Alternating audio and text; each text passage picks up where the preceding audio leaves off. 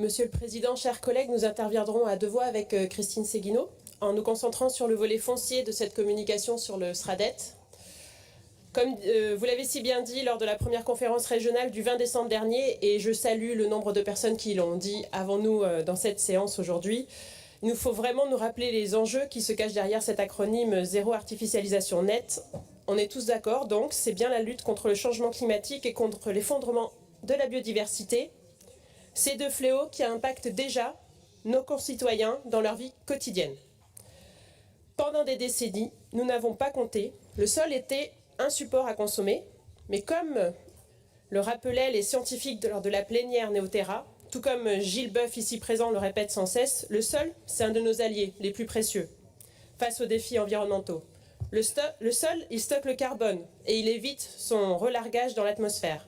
Le sol, il ralentit le cycle de l'eau et il évite les inondations et c'est un risque qu'on voit vraiment poindre cet hiver particulièrement, plus que poindre.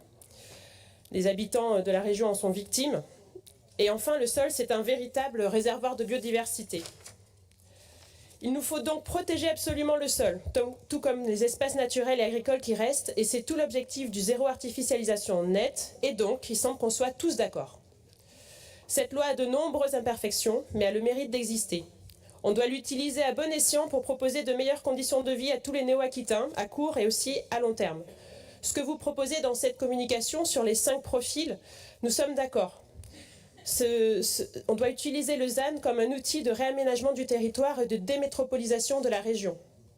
On peut tous comprendre aussi ce qui a été évoqué, que le ZAN pose un vrai défi aux élus locaux, élus ruraux et des campagnes, mais aussi élus des villes. Et il y en a beaucoup parmi nous, les écologistes, qui se posent aussi la question. Il y a des maires, des élus municipaux qui se disent comment on va faire, mais il faut le faire. Au lieu d'une contrainte, comment en faire une opportunité? Parce que oui, il faut ramener des commerces et des services publics pour éviter à nos concitoyens de faire des kilomètres juste pour acheter une baguette ou aller à la poste. J'ai habité en Lot-et-Garonne quand j'étais petite, au milieu de la campagne. Je peux vous dire que juste aller à l'école de musique, ça me prenait une demi-heure. Donc je sais de quoi je parle. Oui, il faut aussi construire des logements sociaux pour les milliers de personnes qui sont en demande. Ça, c'est sûr. Mais tout ça, on ne peut plus le faire en consommant à tout va du foncier agricole ou naturel. Le ZAN, ce n'est pas arrêter de construire, c'est construire mieux et différemment. Alors, comment penser autrement? Penser autrement, c'est redensifier les centres-villes en logements, en commerce, en bureaux, en services publics. Recycler les friches. Certaines sont polluées, il faut donc pouvoir les dépolluer pour ensuite pouvoir les réutiliser. Rénover les bâtiments anciens. Identifier, réinvestir les bâtiments vacants. Investir les fonds de jardin inutilisés. Penser le multi-usage des bâtiments publics. Dans ma ville, le gymnase du collège va être utilisé par les associations sportives.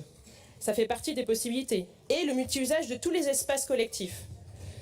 Nous serons donc vigilants à ce que la région déploie toute son aide aux élus locaux qui vont en avoir vraiment besoin, aussi bien techniquement que financièrement, surtout dans les plus petites communes dans les campagnes, pour innover et imaginer autrement l'avenir de nos territoires. Et bien sûr, nous serons vigilants pour que la région veille à protéger le maximum d'espaces naturels et agricoles dans la suite des travaux.